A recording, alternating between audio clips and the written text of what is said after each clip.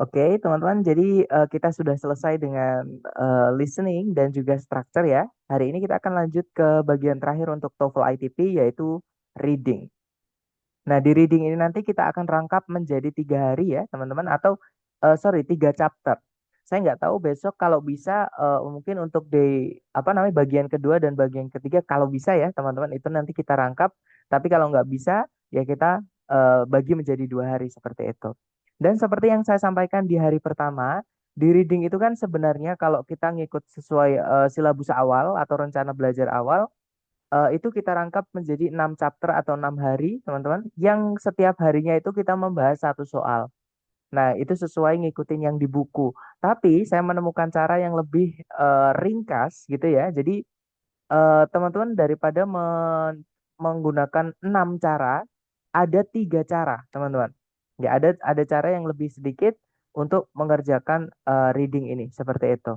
Nah, tentunya di reading ini nanti teman-teman harus kenali soalnya apa dulu, atau soalnya itu menanyakan apa, baru nanti teman-teman bisa menentukan teknik yang mana yang dipakai di antara ketiga yang akan kita pelajari. Gitu ya. Nah, hari ini kita akan fokus dulu dengan teknik yang pertama, teman-teman, yaitu membaca topik sentences. Nah, tapi sedikit kita kenalan dengan reading dulu. Jadi di reading itu reading comprehension, teman-teman diminta untuk memahami teks dan menjawab pertanyaan berdasarkan teks yang teman-teman sudah baca. Nah, di reading comprehension, you will have 50 questions to answer, guys. Jadi teman-teman nanti akan menemukan 50 pertanyaan ya di reading ini. Yang paling lama teman-teman mengerjakan itu waktunya 55 menit. Nah, jadi rata-rata bisa dibilang satu soal itu 1 menit. Nanti yang 5 menit sisanya anggap aja buat mengkoreksi jawaban. Dan di reading ini teman-teman bisa back ke soal sebelumnya ya, sama kayak di structure. Yang nggak bisa back ke soal sebelumnya itu hanyalah di listening, teman-teman. Seperti itu. Nah, kalau misalkan teman-teman biasanya atau mungkin orang awam gitu ya, yang baru pertama tes TOEFL dan belum tahu tesnya bagaimana, itu umumnya mereka akan membaca teksnya dulu ya teman-teman. Nah, tapi ini tidak saya sarankan di kelas saya ya. Jadi daripada membaca teksnya dulu, kemudian nanti ketika teman-teman mengerjakan baca teks lagi. Nah, saran saya teman-teman baca soalnya dulu, kenali soalnya. Nah, dari setelah mengenali soalnya tadi, teman-teman akan mengetahui teknik apa yang harus teman-teman lakukan dengan teksnya di antara 3 yang akan kita pelajari. Gitu ya. Jadi kita nanti di reading akan belajar 3 teknik pengerjaan. Seperti itu. Nah, 3 teknik pengerjaan itu sekali lagi itu bergantung pada soalnya. Seperti itu. Nah, untuk hari pertama bagian reading, kita akan fokus pada teknik yang pertama juga, namanya read the topic sentences, atau teman-teman cukup membaca kalimat topik atau topik sentence-nya. Nah, sebelumnya saya ingin memperkenalkan kalau topik sentence itu letaknya adalah di kalimat pertama di setiap paragraf, teman-teman. Gitu ya. Jadi ada soal reading itu yang cara mengerjakannya teman-teman cukup membaca atau memahami kalimat pertama di setiap paragraf, kemudian dicocokkan dengan pilihan A, B, C, D. Nah, secara garis besar, teknik ini teman-teman gunakan untuk menjawab soal reading yang menanyakan garis besar mengenai teks. Gitu ya. Jadi bukan mengenai informasi-informasi yang kecil di dalam teks, tapi menanyakan keseluruhan teks atau garis besar secara permukaan teks ini membahas tentang apa. Misalnya seperti itu.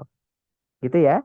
Nah, in fact, there are three question types ya, yang teman-teman bisa gunakan eh, teknik ini untuk menjawabnya.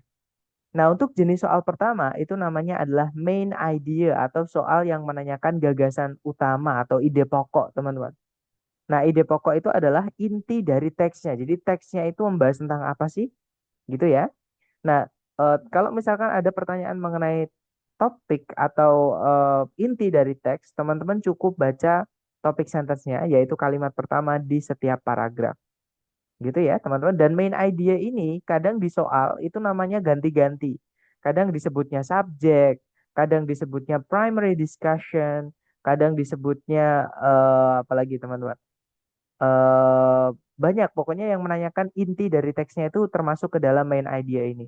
Kadang disebutnya title juga teman-teman atau judul itu juga sama, inti gitu ya. Nah, untuk contoh soalnya seperti ini dan seperti yang saya sampaikan tadi, jangan membaca teksnya dulu teman-teman ya karena Di TOEFL ITP ini teksnya nggak ada yang satu paragraf, nggak ada. Yang paling pendek yang saya pernah temui itu 2 paragraf, tapi itu pun panjang-panjang, teman-teman. Seperti itu. Nah, teman-teman baca soalnya dulu ya. Di situ soalnya berbunyi, What is the topic of this passage? Jadi apa sih topik dari teks ini? Nah, karena pertanyaannya menanyakan topik, topik itu nama lain dari main idea, maka teman-teman cara menjawabnya cukup pahami topik sentence-nya, yaitu kalimat pertama di setiap paragraf. Nah, kebetulan contohnya paragrafnya cuma satu, teman-teman ya. Maka cukup baca kalimat pertamanya saja. Di situ kalimat pertama berbunyi, dalam filsafatnya John Dewey, sebuah perbedaan yang signifikan atau sebuah perbedaan yang nampak gitu ya, teman-teman, itu dibuat antara kecerdasan dan kemampuan menggunakan logika.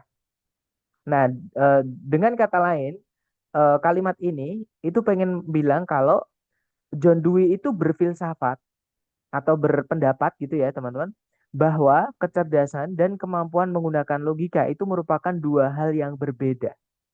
Seperti itu. Nah, sekarang kita cocokkan dengan pilihan A, B, C, D. Yang alpha disebutkan the intelligence of John Dewey. Jadi seberapa cerdas John Dewey atau kecerdasan dari John Dewey.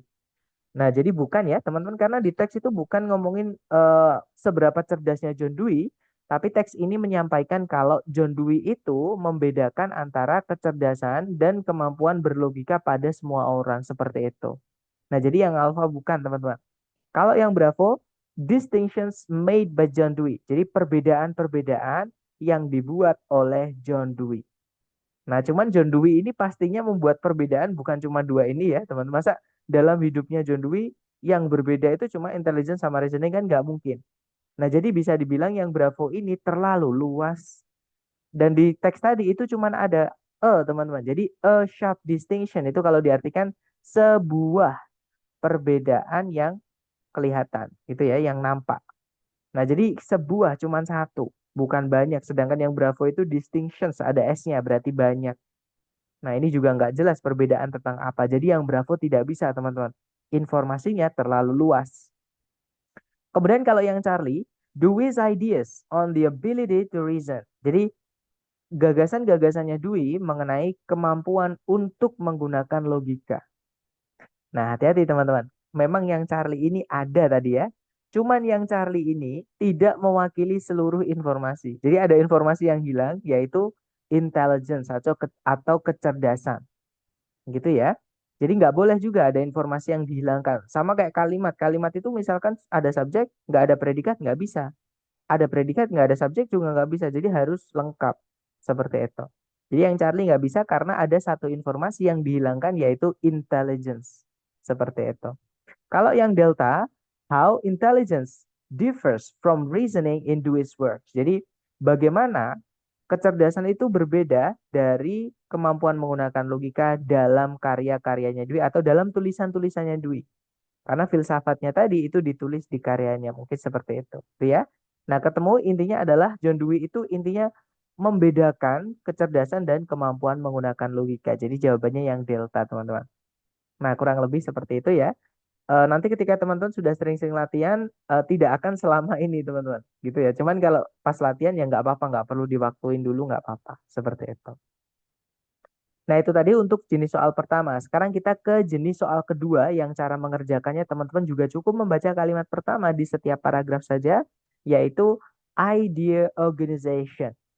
Atau bagaimana si penulis itu mengorganize, teman-teman, atau mengembangkan gagasan yang di dalam teksnya itu. Atau gimana sih style atau gaya penulisan si penulis. Penulis itu menjabarkan idenya atau pesannya atau informasinya itu bagaimana. Nah, itu yang disebut dengan idea organization, teman-teman. Gitu ya. Nah, contoh soalnya seperti ini. Kita baca soalnya dulu seperti biasa ya kalau di reading. Di situ disebutkan in this passage di teks ini. Nah, ini saya ambilkan dari buku Longman dari tahun 2020, tahun 2003, teman-teman, maaf. Bukan 2023 tapi 2003 ya. Bisa dibilang 21 tahun yang lalu buku ini dibuat. Nah, jadi bukunya ini bisa dibilang outdated dan teman-teman nanti tidak akan pernah menemukan soal TOEFL yang tidak lengkap seperti ini. Ya, kan ini soalnya nggak jelas, teman-teman. Cuman bilang di teks ini. Nah, ini soal tentang apa kan nggak jelas. Nah, Tapi kalau teman-teman nanti ketika menemukannya di soal prediksi atau tes TOEFL yang prediksi misalnya yang dari lembaga nanti, kalau ada soal yang nggak lengkap seperti ini atau yang terputus seperti ini, teman-teman pahami juga pilihan A, B, C, D-nya. Ya, di situ pilihan yang alfa berbunyi, sebuah gagasan itu disajikan dan kemudian dibantah. Kalau yang Bravo, sebuah konsep itu diikuti oleh contoh-contoh. Kalau yang cari, sebuah sebab diikuti oleh akibat.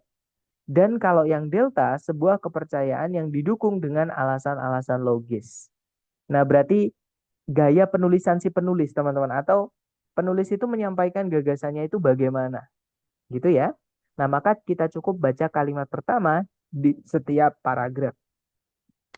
Kalimat pertama paragraf 1 berbunyi, jika ditanya siapa penemu atau siapa yang menemukan permainan baseball, hampir seluruh orang Amerika atau sebagian besar orang Amerika itu kemungkinan akan menjawab bahwa kepercayaan mereka adalah Abner Doubleday yang melakukannya. Maksudnya yang melakukan itu yang menemukan permainan baseball. Paragraf kedua berbunyi, Doubleday itu hanya diberikan kredit atau diberikan penghargaan gitu ya, teman-teman, atau pengakuan gitu atas penemuan ini di awal abad ke-20 ketika perusahaan alat-alat olahraga yang namanya adalah Spalding itu menginaugurasikan atau memberikan ini ya tugas gitu teman-teman untuk meneliti pertanyaan atas siapa yang menemukan baseball. Nah, berarti bukan Doubleday yang menemukan. Karena Doubleday ini disuruh meneliti, teman-teman. Suruh nyari tahu siapa yang menemukan baseball ini. Berarti bukan Doubleday ya. Kalau misalkan Doubleday yang menemukan ya dia nggak perlu meneliti gitu. Malah justru dia yang bikin gitu, yang ngembangin gitu. Kemudian paragraf terakhir, today most sports historians are in agreement that Doubleday really did not have much to do with the development of baseball. Jadi sekarang ini para sejarawan olahraga itu itu sepakat bahwa Doubleday itu tidak memiliki andil apapun dalam perkembangan permainan baseball. Nah, jadi si penulis itu memberikan suatu gagasan di paragraf pertama ya, bahwa orang-orang Amerika itu mikirnya Doubleday yang menemukan baseball. Nah, kemudian paragraf kedua itu menyampaikan kalau Doubleday itu bukan yang menemukan, dia cuma disuruh untuk melakukan penelitian atau mencari tahu gitu ya, siapa yang nemuin baseball. Nah, berarti jawabannya yang tepat yang alpha tadi ya, teman-teman. An idea is presented and then refuted. Jadi, sebuah gagasan atau sebuah apa ya? Sebuah bukan pendapat teman-teman, sebuah gagasan atau ide gitu ya. Itu disajikan di paragraf pertama dan kemudian dibantah di paragraf kedua dan paragraf ketiga. Seperti itu. Nah, itu adalah jenis soal yang saya maksud tadi, bagaimana si penulis itu mengembangkan gagasannya atau menyajikan informasinya. Itu yang disebut dengan idea organization. Gitu ya, teman-teman. Nah, jenis soal terakhir yang cara mengerjakannya teman-teman juga cukup baca kalimat pertama di setiap paragraf atau namanya topic sentence adalah tone, purpose, dan course. Tone sendiri itu adalah apa ya teman-teman? Nada gitu ya. Maksudnya nada itu suasana hati si penulis atau sikap si penulis terhadap topiknya. Ya, jadi si penulis ini bagaimana dengan apa namanya? Dengan yang dia tulis. Karena ada penulis itu yang menuliskan pendapatnya. Misalkan penulisnya itu menulis tentang pencemaran lingkungan. Nah, pencemaran lingkungan itu bagaimana? Apakah si penulis itu menuliskan pendapatnya atau perasaannya atau dia hanya menyajikan apa adanya, teman-teman? Ya. Nah, kalau misalkan dia menyajikan apa adanya alias netral alias objektif gitu ya, berarti dia hanya ingin pembacanya itu tahu gitu aja. Gitu ya. Jadi hanya ingin menyajikan fakta atau objektif atau netral. Nah, sedangkan kalau misalkan teman-teman nanti menemukan si penulis itu menuliskan perasaannya, berarti teman-teman sesuaikan atau cocokkan bagaimana yang dirasakan si penulis dengan yang di pilihan A, B, C, D. Seperti itu. Nah, itu yang dimaksud tone, teman-teman. Nah, kemudian yang kedua adalah purpose. Purpose itu tujuan si penulis menulis teks tersebut itu supaya pembacanya ngapain? Apakah supaya pembacanya itu demo misalnya? Apakah si pembacanya itu jadi tahu, hanya sekedar tahu gitu? Jadi berbagi ilmu saja. Atau supaya pembacanya itu misalnya membeli suatu produk. Karena teksnya itu adalah ajakan untuk membeli sesuatu atau promosi gitu teman-teman. Ya, jadi teks itu kan eh, sama kayak komunikasi verbal seperti ini. Ada tujuannya gitu ya. Kadang mendidik, kadang mengajak, kadang mengkritisi dan lain-lain. Nah, kemudian course itu adalah mata kuliah apa atau bidang keilmuan apa yang mengangkat topik yang ditulis oleh si penulis. Seperti itu. Nah, untuk contohnya seperti ini, teman-teman. Kita baca dulu soalnya nomor 4. Di situ soalnya berbunyi, which of the following best describes the author's purpose in this passage? Jadi, yang manakah di antara berikut ini, ABCD berikut ini, yang paling mendeskripsikan tujuan si penulis dalam penulisan teks ini? Nah, karena pertanyaannya mengenai tujuan si penulis, maka kita baca kalimat pertama di setiap paragraf atau topik sentence tadi, teman-teman. Di situ disebutkan, up to now, mana tadi sebentar, ketutupan teman-teman, maaf. Nah, saya pindah ke bawah ya.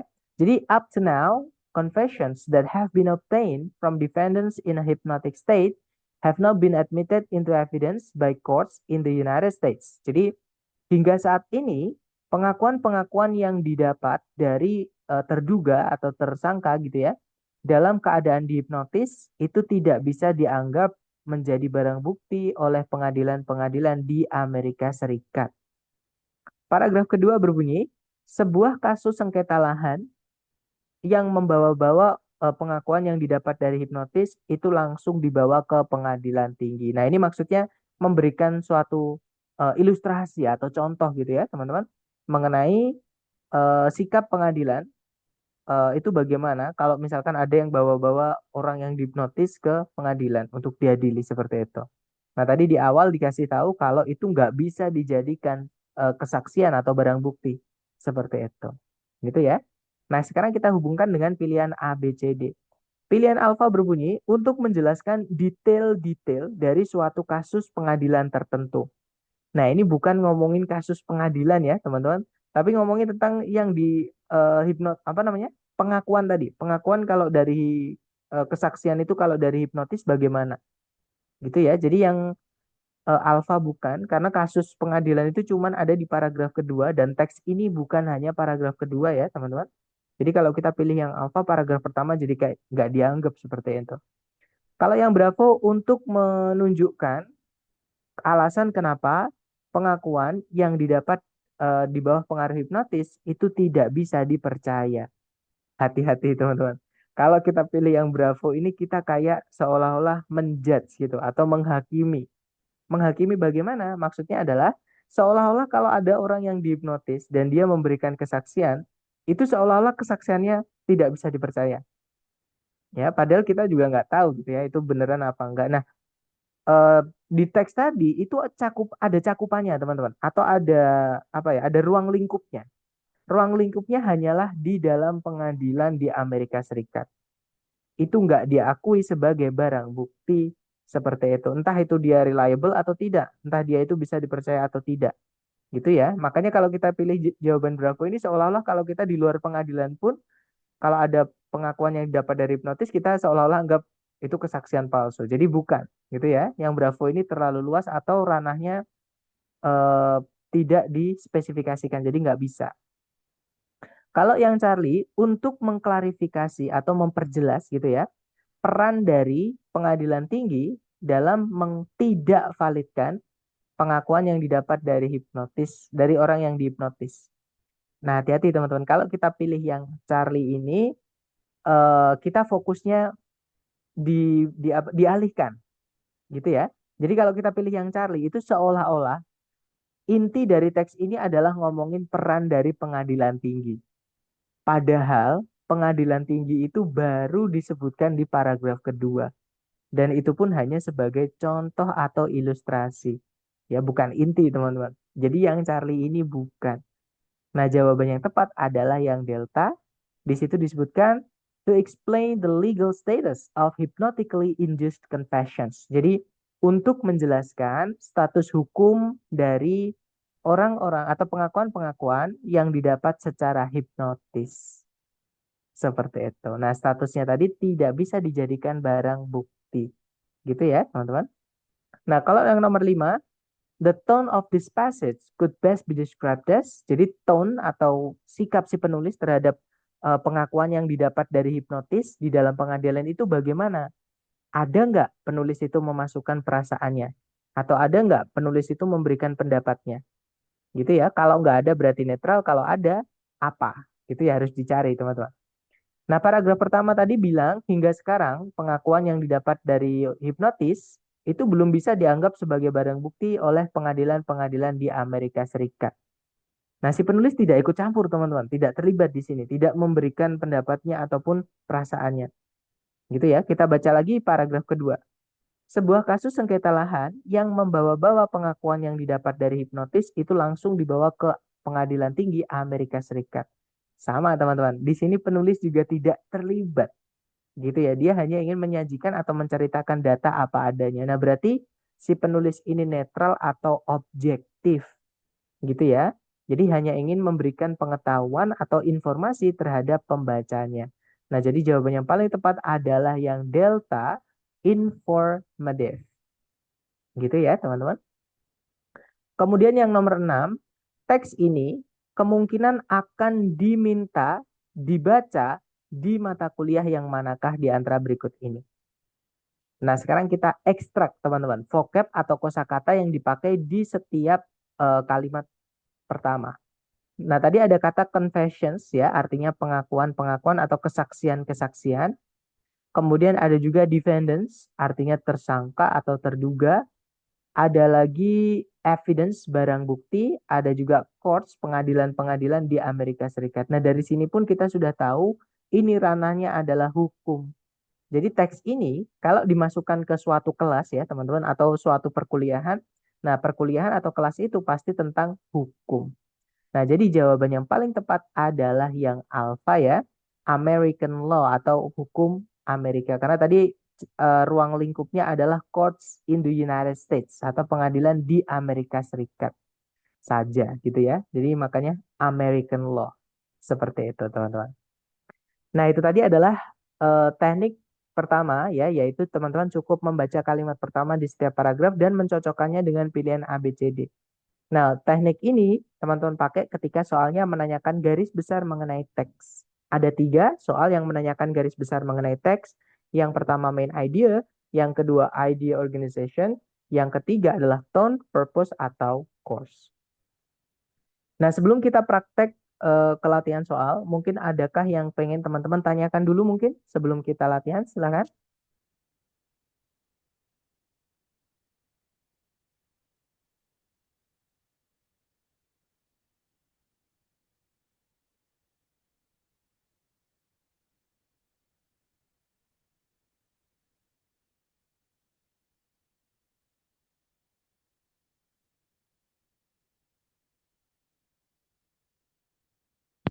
Sepertinya aman ya, teman-teman. Baik, kalau tidak ada pertanyaan, mari kita eh, ke latihan soal buat teman-teman. Dan saya mute dulu ya, supaya tidak ada suara yang bocor dan teman-teman bisa fokus latihan. Nah, di sini ada satu soal. Teman-teman coba dulu waktunya 1 menit, dimulai dari sekarang. Silahkan, teman-teman.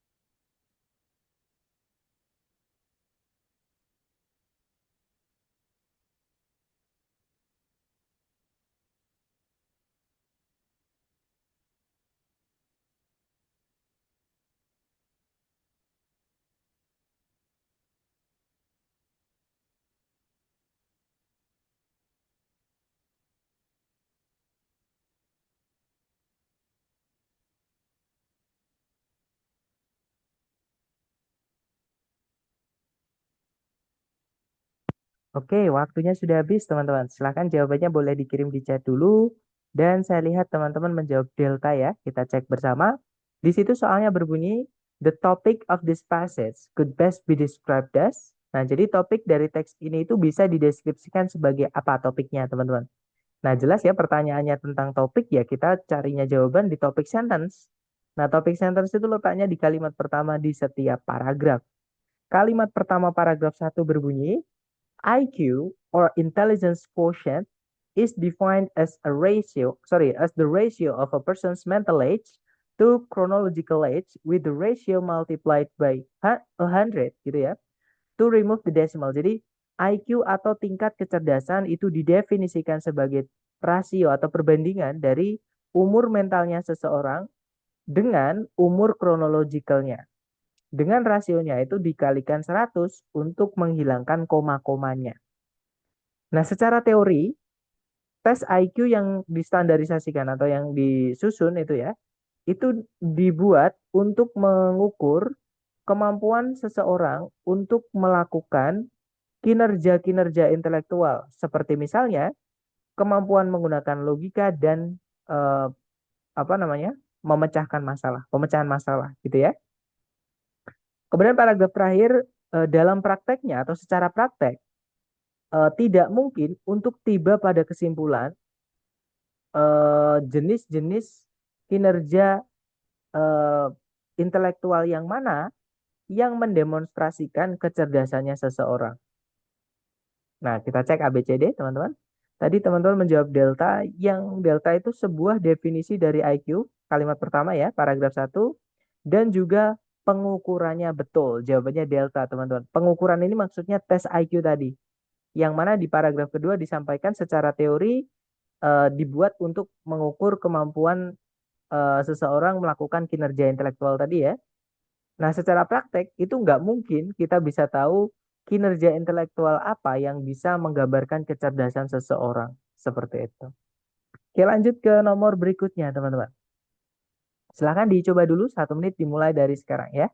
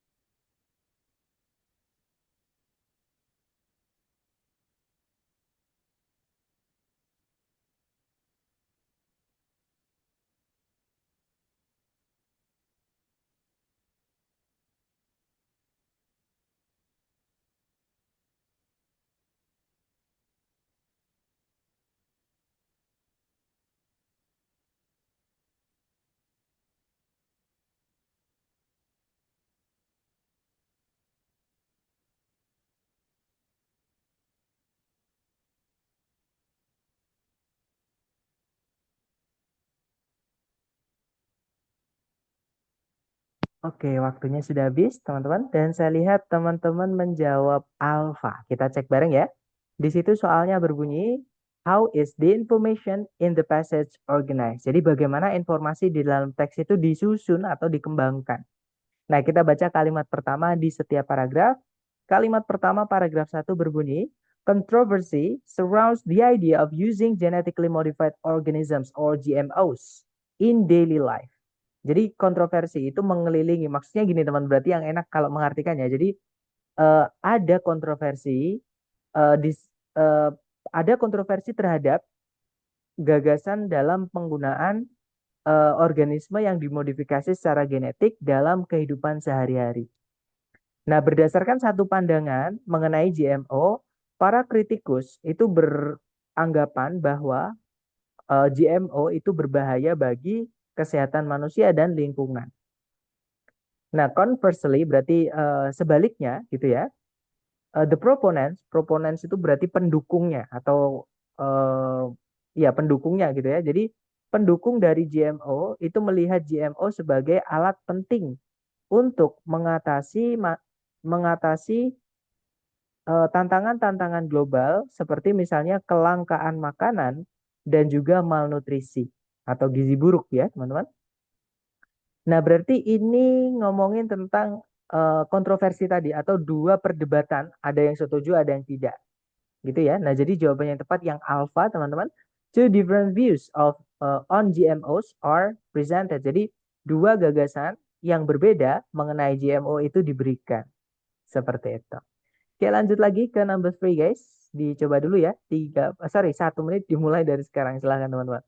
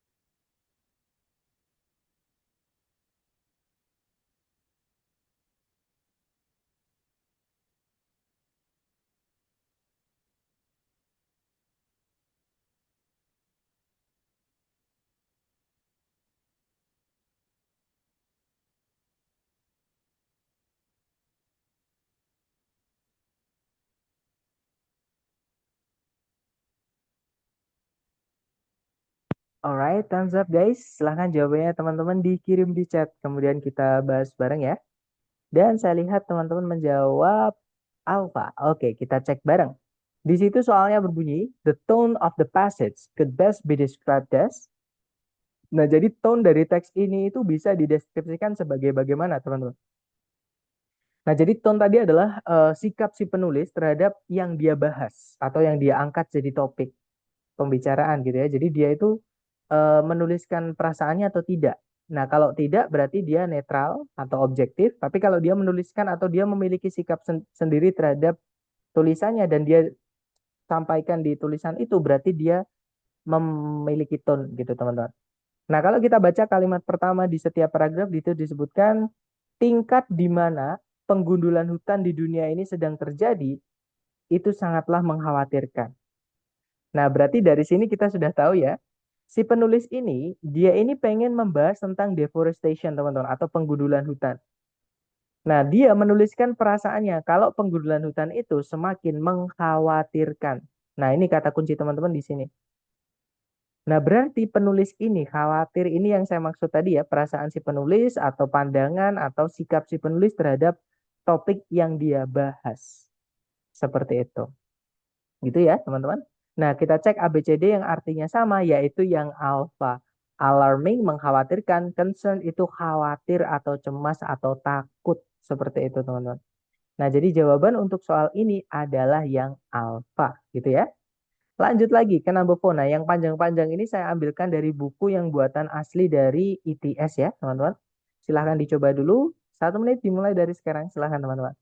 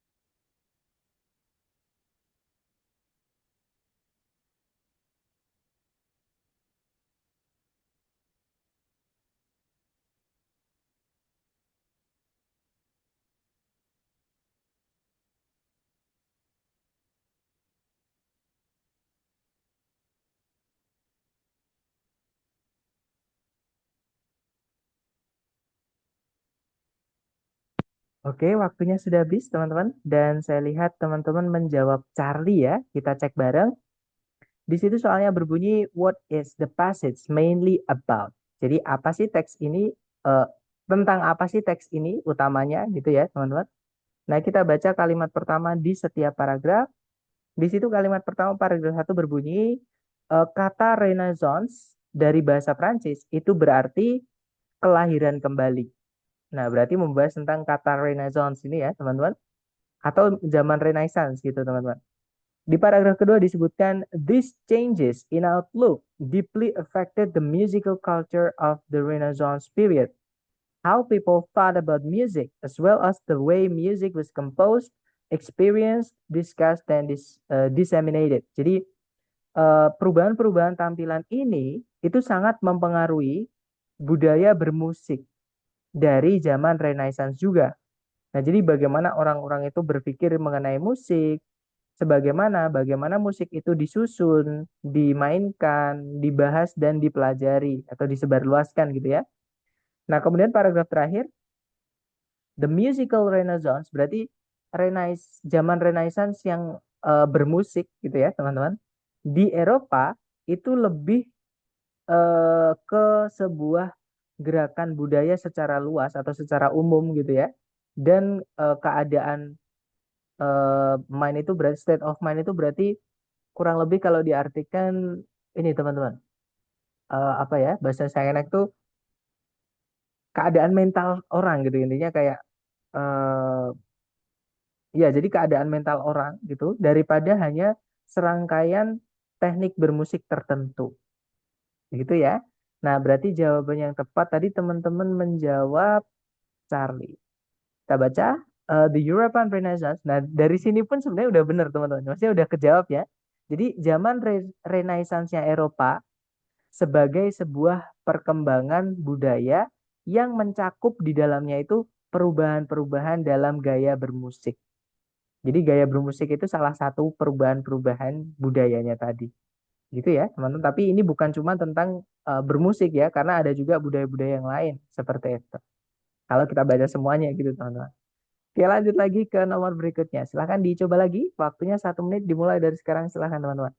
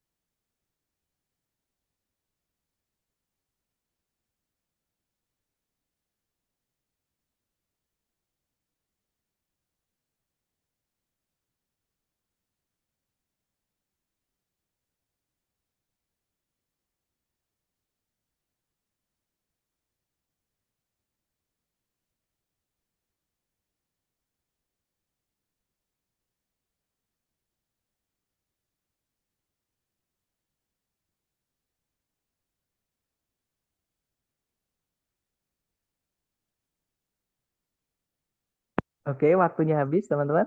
Dan saya lihat teman-teman menjawab Charlie dan Delta. Oke, kita cek bareng ya. Di situ soalnya berbunyi, what does the passage mainly discuss? Apa yang teks ini utamanya bahas? Nah, sekarang kita baca kalimat pertama di setiap paragraf ya, teman-teman.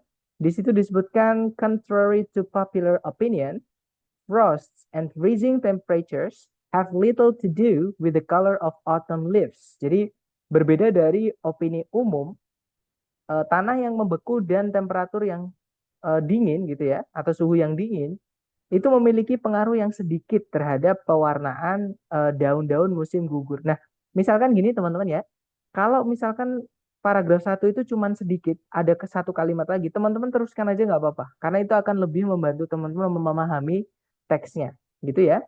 Di situ kalimat setelahnya di situ berbunyi weather atau cuaca gitu ya, itu benar, itu memang memainkan peran penting, tapi untuk memahami peran tersebut, consider itu pertimbangkan dulu perubahan-perubahan pigmen yang terjadi di dalam daun-daun selama musim pertumbuhan. Nah, intinya kalau kita simpulkan ya, memang tanah yang membeku dan suhu yang dingin eh, itu memiliki pengaruh yang dikit dengan pewarnaan daun-daun di musim gugur gitu ya. Nah, tapi ada pengaruh yang lebih besar yaitu pigmen pada daun-daun tersebut. Seperti itu. Kemudian paragraf berikutnya, di musim semi dan musim panas, dedaunan itu warnanya hijau karena dedaunan tersebut itu mengandung atau memiliki jumlah pigmen hijau yang sangat banyak yang disebut dengan klorofil.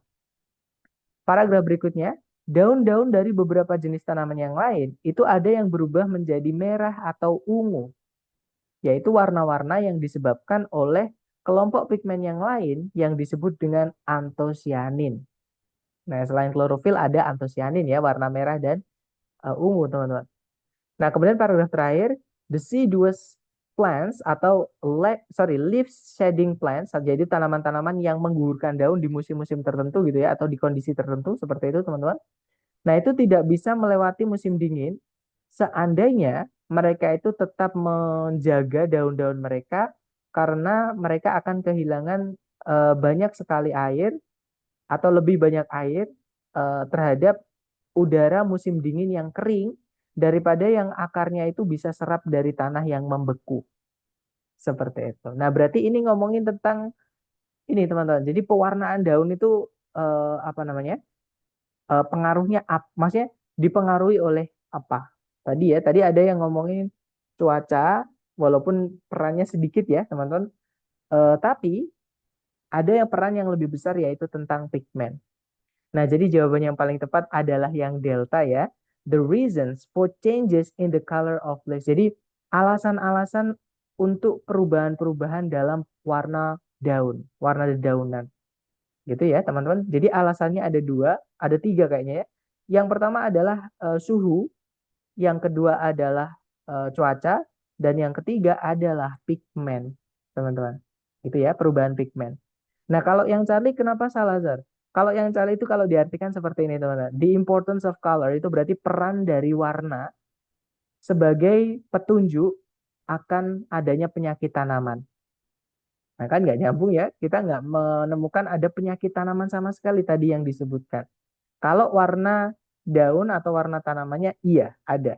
Nah, tapi penyakit tanamannya yang salah. Seperti itu. Jadi tadi itu kita belajar yang membuat warna-warna daun itu bisa beda-beda di musim tertentu misalnya itu apa sih gitu ya, apakah memang musimnya yang mempengaruhi ataukah perubahan pigmen seperti itu. Ternyata tadi ada pengaruh yang lebih besar yaitu perubahan pigmen di musim pertumbuhan seperti itu.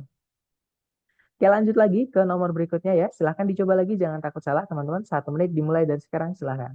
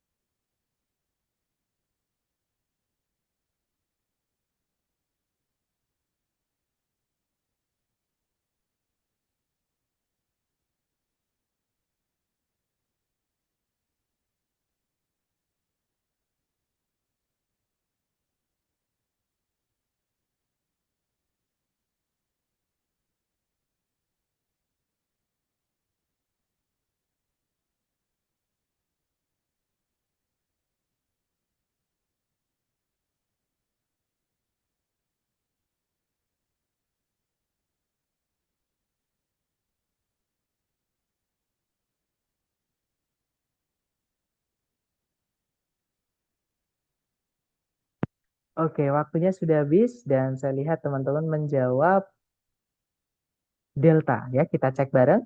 Di situ soalnya berbunyi the main point of the passage is to. Nah, main point itu nama lain dari purpose, teman-teman.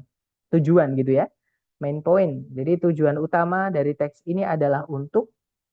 Nah, kita baca kalimat pertama di setiap paragraf. Kalimat paragraf kalimat pertama paragraf 1 berbunyi transformasi atau perubahan dari pohon palem dan dinosaurus menjadi bahan bakar fosil seperti misalnya batu bara dan minyak bumi merupakan fenomena yang sudah diketahui banyak orang. Nah, tapi bagaimanakah ini bisa terjadi? Nah, berarti dari sini kita sudah tahu sebenarnya. Pasti teks selanjutnya ini ngomongin tentang bagaimana transformasi dinosaurus menjadi bahan bakar atau pohon tadi ya, pohon palem itu bisa menjadi bahan bakar fosil, itu bagaimana prosesnya. Nah, kita baca kalimat berikutnya, teman-teman. Di situ disebutkan bahan bakar fosil itu berawal.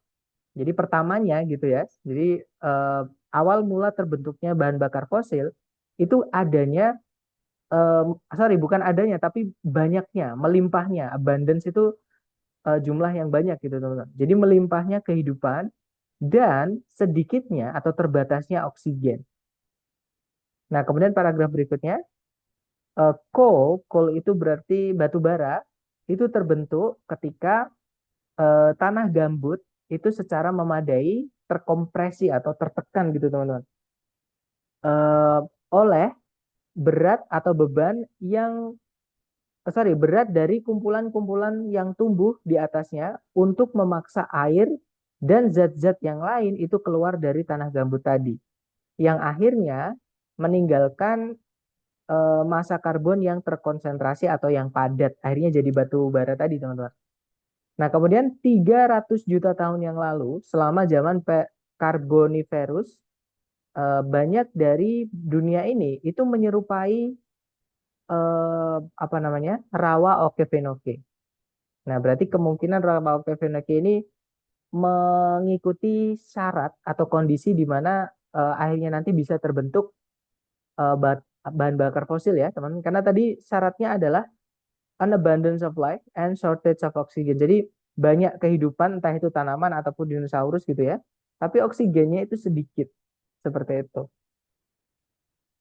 Nah, kemudian paragraf terakhir, cadangan-cadangan dari batu bara dan minyak bumi yang besar gitu, itu sebenarnya masih ada di bawah tanah.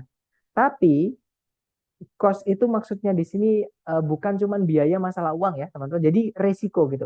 Jadi resikonya itu semakin meningkat dengan pasti. Entah itu dalam hal dolar, maksudnya itu dalam hal uang, ini ya apa, money gitu, dan juga tentang lingkungan, dalam hal lingkungan, seperti itu. Nah, berarti ini ngomongin tentang proses tadi ya, bagaimana akhirnya dinosaurus berakhir menjadi bahan bakar fosil. Nah, berarti jawaban yang paling tepat adalah yang delta. Increase understanding of how fossil fuels are formed. Jadi meningkatkan pemahaman pembacanya mengenai bagaimana bahan bakar fosil itu bisa terbentuk. Seperti itu. Oke, terakhir teman-teman, dicoba dulu ya. 1 menit dimulai dari sekarang. Silahkan.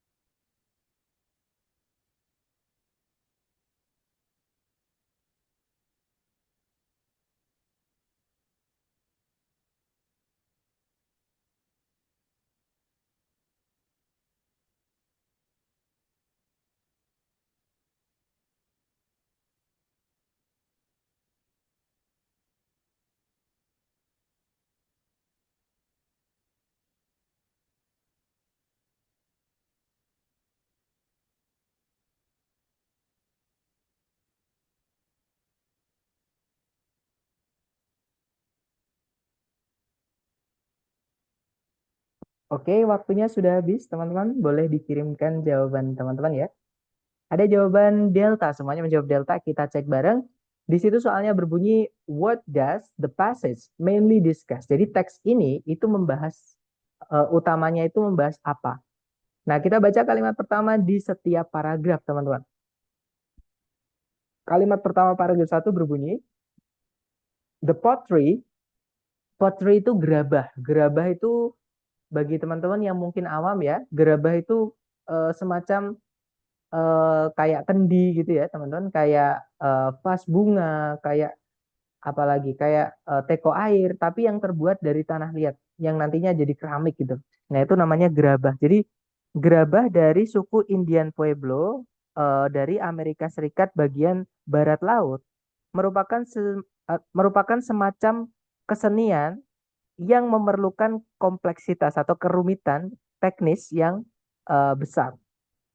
Paragraf kedua, refining berarti memproses atau membersihkan gitu ya, mempersiapkan bongkahan-bongkahan mentah dari tanah liat yang baru saja ditambang atau diambil di alam gitu ya, merupakan tugas yang memerlukan banyak tenaga, merupakan pekerjaan yang sulit seperti itu.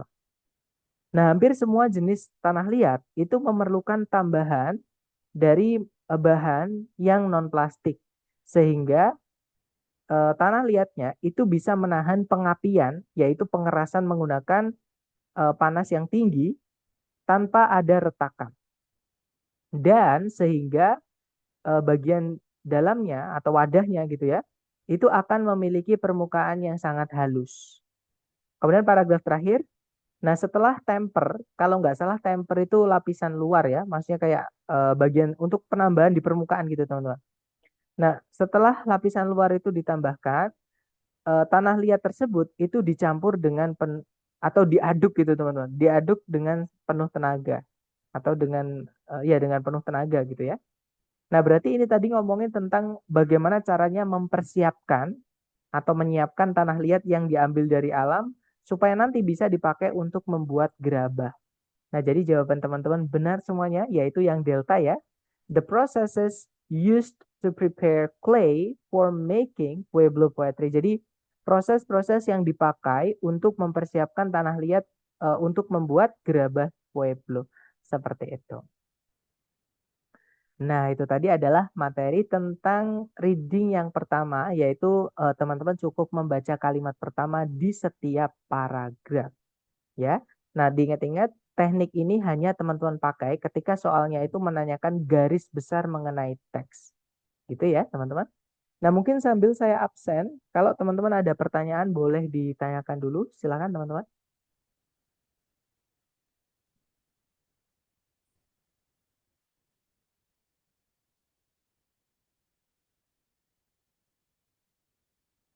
Sepertinya tidak ada ya. Oke, kalau enggak, sebentar, di chat sepertinya, oke aman ya, saya kira ada pertanyaan. Baik, kalau gitu atau nanti kalau teman-teman latihan menemukan kesulitan apapun, jangan sungkan-sungkan japri aja, gitu ya teman-teman. Thank you so much for your participation today guys, it was amazing. I'll see you again next time. The last I say, Assalamualaikum warahmatullahi wabarakatuh and have a good night everyone. See you next time.